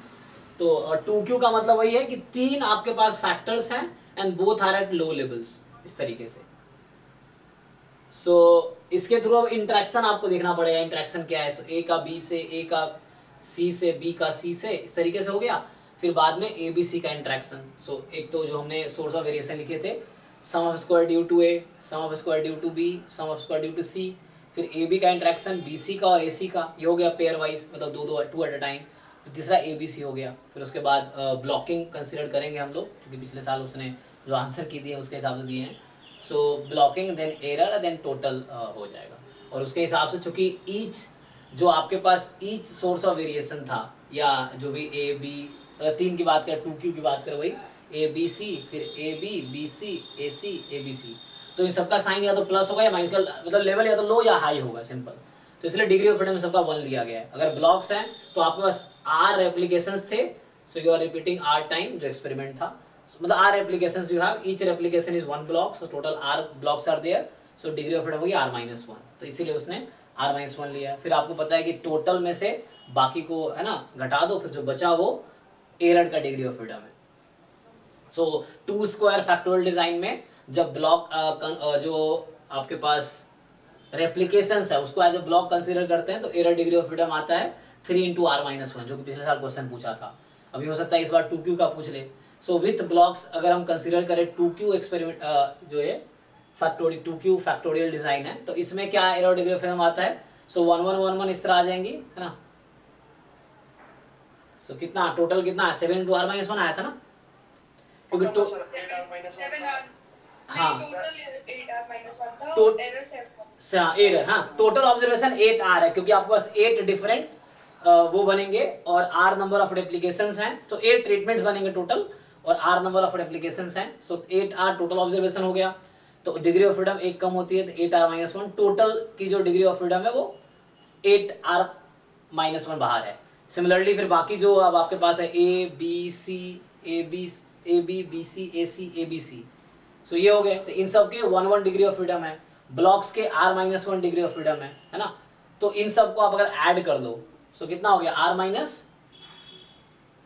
टोटल, मतलब तो घटा के फाइनली जो आएगा एरर का आएगा, मतलब टोटल में से इन सब का घटा दो डिग्री ऑफ फ्रीडम को, तो आपके एरर का degree of freedom 7 time bracket में r-1, यही आता है ना।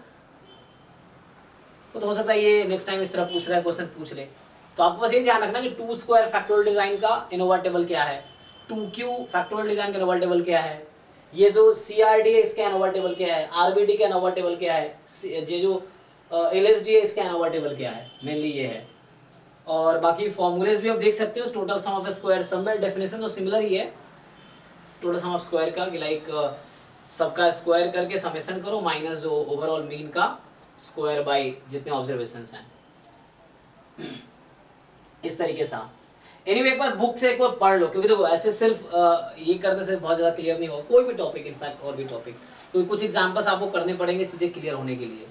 आप करो, नहीं तो फिर डाउट पूछो, जैसे आज विपुल ने पूछा तो एक क्वेश्चन हमने अभी ट्राई किया, सो आंसर मैच किए, तो जो स्टार्टिंग में किया था हमने क्वेश्चन, तो उससे थोड़ा बहुत आइडिया तो मिला होगा। जिस तरीके से आप क्या करो, कोई एक बुक कोई फॉलो करो जिसके थ्रू एक बार ये टॉपिक्स पढ़ जाओ, एग्जाम्पल शायद कर जाओ, नहीं समझ आ रहा आप पूछो क्वेश्चन मुझसे, ये चीजें फिर है ना, क्योंकि इसके क्या मैं भी सीखूंगा, अगर मुझे नहीं आया तो मैं पढ़ के पढ़ाऊंगा, सीखना तो है ही ये चीजें। क्योंकि ये नया था मेरे लिए भी, नया है मेरे लिए भी, है ना। हालांकि ये ISI में भी आता है, ISI के एमस्टैट्स एग्जाम में ये आता है, तो उसमें भी ये है, तो सीखना तो था ही, क्योंकि ये सब जैम और गेट में ये सब है नहीं, तो इसलिए कोई आइडिया था नहीं। तो धीरे धीरे 2 4 5 बार पढ़ाएंगे तो आ जाएगा, है ना, इस तरीके से। एनीवे तो आगे बढ़ते हैं। अभी कुछ डाउट्स है तो पूछो, किसी को डाउट्स है तो, नहीं तो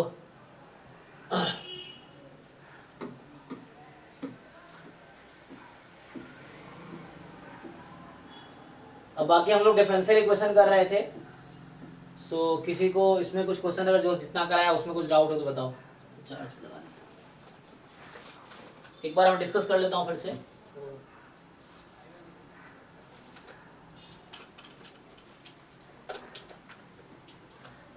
हाँ, पिछले साल का क्वेश्चन बताओ जो मैं कल बता रहा था ना। सो एक बार वो डिफरेंशियल इक्वेशन का क्वेश्चन देखिए जो पिछले साल आया था, वो चेक करते हैं। 2 क्वेश्चन आए थे ना। तो एक तो था कि सिंपली जो जनरल सॉल्यूशन है उसमें जितने आर्बिट्री कांस्टेंट है उससे बनने वाले डिफरेंशियल इक्वेशन का ऑर्डर उतना ही होगा। एक तो क्वेश्चन इस पे बेस्ड था। ये रिजल्ट है एक, हालांकि ये थ्योरम ही है ना। सो मतलब ये एक थ्योरम ही है कि the general solution of differential equation of order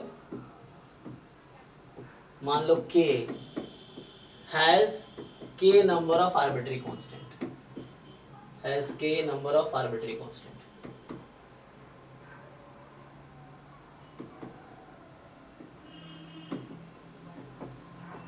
ठीक है। सो जनरल सॉल्यूशन जितने उसके डिग्री ऑर्डर है, सॉरी नॉट डिग्री, ऑर्डर, जितना डिफरेंशियल इक्वेशन का ऑर्डर है उसके जनरल सॉल्यूशन में उतने ही आर्बिट्री कांस्टेंट होंगे। एक तो ये है रिजल्ट जिसपे एक क्वेश्चन था, और दूसरा क्वेश्चन था सॉल्यूशन दिया था, डिफरेंशियल इक्वेशन दिया था।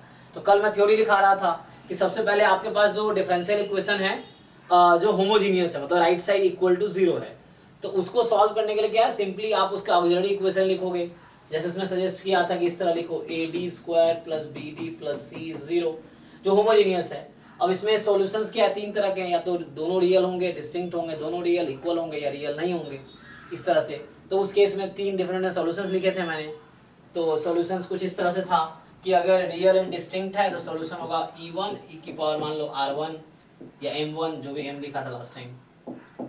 सो e की पावर M1x, C2 e की power M2x। Real and distinct के लिए, रियल एंड इक्वल के लिए था C1 + x C2 e की पावर mx। एंड कॉम्प्लेक्स के लिए जो सॉल्यूशन होगा वो आपके पास होगा इस तरह से कि C1 e की power alpha x, sorry C1 शुरू में मत लिखो, e की power alpha x and C1 cos alpha beta x। ठीक है ना, बीटा जो आपके पास इमेजिनरी पार्ट होगा। सो C1 cos beta x + C2 sin beta x, ये होता है। तो इस पे बेस्ड एक क्वेश्चन पिछले साल आया था, आप चेक कीजिए, बताइए कौन सा है, उसको सॉल्व करते हैं। किसी ने कोई स्क्रीनशॉट लेके भेजो या बताओ, तो उसको सॉल्व करते हैं एक बारी, है ना। दोनों तरीका था कि हम सॉल्यूशन से डिफरेंशियल इक्वेशन तक जाएं या डिफरेंशियल इक्वेशन से सॉल्यूशन तक आए। ठीक है, तो डिफरेंशियल इक्वेशन से सॉल्यूशन तक पहुंचना आसान होगा यहाँ पे, क्योंकि सॉल्यूशन के लिए डिफरेंशिएट करो, फिर उसको कंबाइन करके आपको देखना पड़ेगा किसके फॉर्म पे आता है। सो बताओ, कोई क्वेश्चन बताओ क्या है।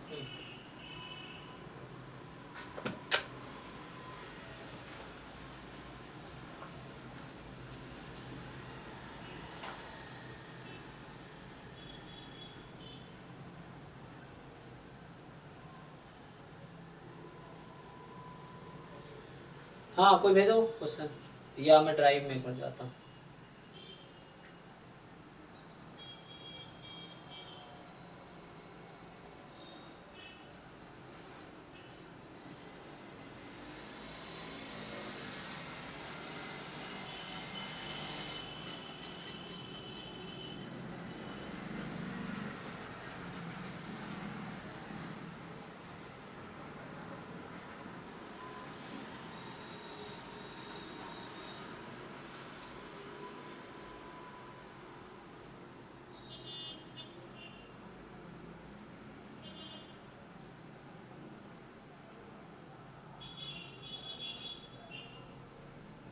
ये कौन सा क्वेश्चन था, एक बार चेक करना डिफरेंशियल इक्वेशन का।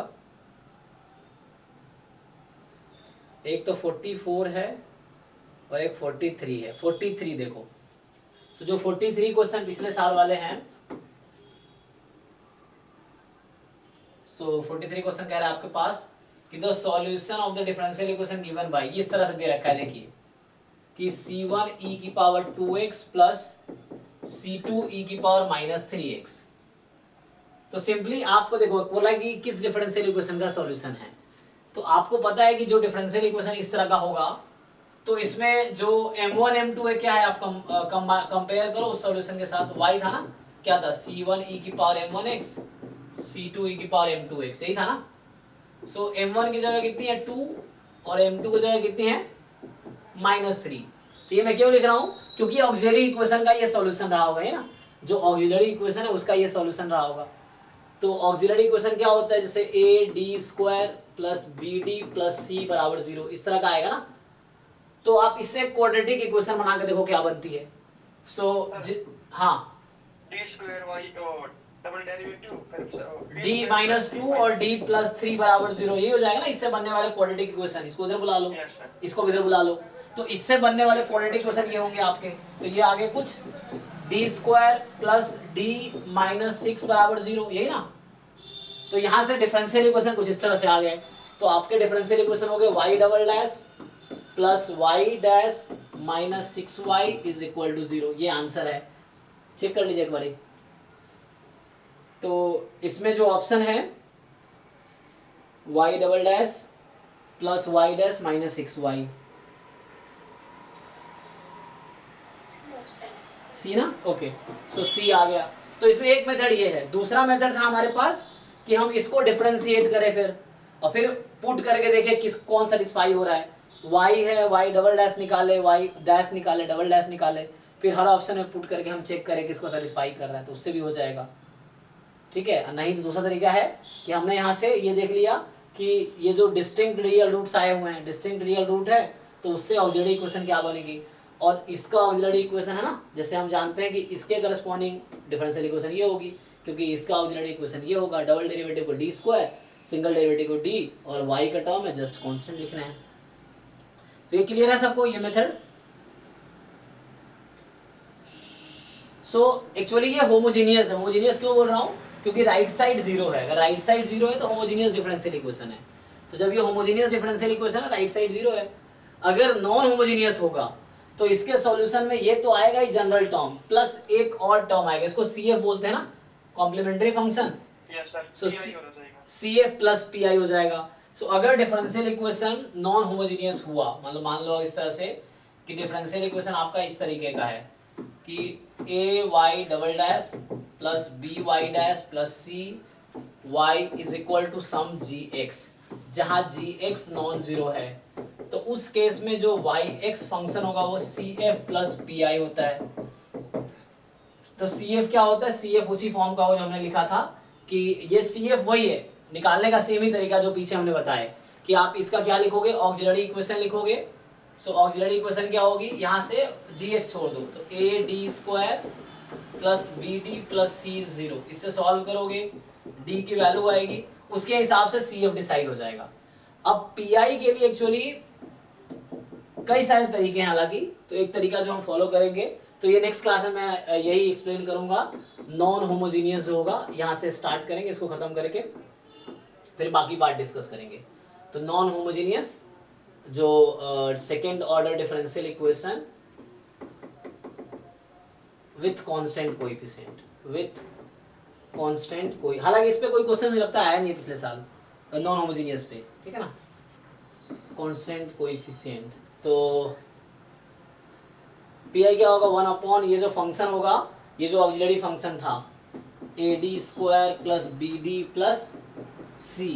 अब यहाँ G ऑफ क्या करते हो तुम लोग, X। अब इसके डिफरेंट रूल्स हैं कि GX के प्लेस पे EX है तो कुछ और होगा, sin X है तो कुछ और होगा, cos X है मतलब उसके हिसाब से, sin cos के लिए तो वैसे ही है। तो डिफरेंट फंक्शंस के लिए इसकी वैल्यू डिफरेंट होगी। सो टाइम तो है, ऐसे हम डिस्कस कर सकते हैं। तो क्या होता है हैं, सर है टाइम अभी तो 10 मिनट है। हाँ तो बताओ अगर एक जब अगर GX के प्लेस पे मान लो ऐसा रहता है, सो अगर तुम्हारे पास GX है पहला, मान लो E की पावर क्या ले लूं मैं, λ x, तो PI तुम लोग क्या करते हो, मान लो इस तरह से, लैम्डा ठीक है। क्योंकि मुझे पता है कि कांस्टेंट कोएफिशिएंट का ही होगा, तो फंक्शन तो आएगा नहीं, कांस्टेंट कोएफिशिएंट ही होगा। सो e की पावर अगर लैम्डा x है तो इसका pi क्या आ जाएगा, सर डी रिप्लेस कर देगा लैम्डा को। d को जस्ट लैम्डा से रिप्लेस कर दो, तो a lambda square plus b lambda plus c, लेकिन ध्यान ये रखना है तब व्हेन वेयर ये नॉन जीरो होना चाहिए, a lambda square plus b lambda plus c non zero होना चाहिए। अगर जीरो हुआ तो क्या करोगे, इसके भी अलग रूल है फिर। सर ऊपर से x से मल्टीप्लाई करते हैं, नीचे डेरिवेटिव। हाँ, या तो वैसे भी डिफरेंशिएट कर सकते हो, हाँ x से मल्टीप्लाई करके डिफरेंशिएट करते जाओ। सो अगर मान लो तुम्हारे पास दूसरा है कि यही चीज है लेकिन ऐसा हुआ ये नॉन जीरो है, अब ऐसा हुआ कि a lambda square plus b lambda plus c zero है, तो उस केस में क्या करोगे, तब pi निकालने का तरीका ये होगा कि ये जो हमारे पास था a lambda square plus b lambda, तो लैम्डा बाद में रखेंगे, अभी रख नहीं सकते हम, तो d लेके ही चलेंगे। सो ad square plus bd plus c e की पावर लैम्डा x। सो क्या करो तुम x से बाहर मल्टीप्लाई किए और इसको डिफरेंशिएट कर दोगे d के रेस्पेक्ट में, है ना। सो 2ad आ गया प्लस b आ जाएगा ना, और e की पावर लैम्डा x फिर से पुट करो। सो अब अगर फिर से तुम्हें ध्यान रखना है कि x अब यहाँ पे d की जगह लैम्डा रख दो, सो 2a लैम्डा प्लस कितना b, यही करना ना। Yes sir. अगर फिर से ये जीरो आ गया तो फिर डिफरेंशिएट कर लो। सो ये तब है when 2a lambda plus b non zero होना चाहिए। अगर 2a lambda plus b zero आ गया तो नॉट डिफाइन हो जाएगा, तो उस केस में फिर से डिफरेंशिएट कर लो x स्क्वायर करके, और वो हो जाएगा फिर कांस्टेंट ही आ जाएगा, तो 2a ही आ जाएगा फिर तो, है ना। और ये है कि मान लो अगर ऐसा होता व्हेन, तो इसको क्वेश्चन से करके समझाना पड़ेगा, क्योंकि थ्योरी थोड़ा सा जो लोग नहीं पढ़े हैं उनको तो लगा क्या कर रहा हूँ मैं, तो क्वेश्चन से समझना आसान रहता है ये। सो मुझे लगता है एक क्लास इस पे करना चाहिए, आधा करके देख लेंगे कुछ क्वेश्चन करके, क्योंकि इतना डिफिकल्ट तो आएगा नहीं। फिर से मैं कह रहा हूँ एग्जाम में चूंकि 200 क्वेश्चन है और 2 घंटे में करते हैं, तो इतना लेवल तो होगा नहीं कि आपको इतना टाइम लगेगा, ठीक है ना। सो अगर ऐसा हुआ, ये अगर नॉन जीरो है तो ठीक है, अगर जीरो हुआ मान लो, अगर ये जीरो हुआ तो आपके जो पी होंगे वो just you again x square हो जाएगा, इसको फिर से डिफरेंशिएट कर दोगे आप, तो ये 1/2a ही आ जाएगा, है ना, इस तरीके से ये आ जाएगा ना भाई। Yes sir. तो सिंपली आप डिफरेंशिएट एक बार और कर दोगे तो इस तरह से आ जाएगा। तो मुझे लगता है ठीक है, एक क्लास अभी पहले आप एक बार रिवाइज कर लो जो चीजें हमने किया है।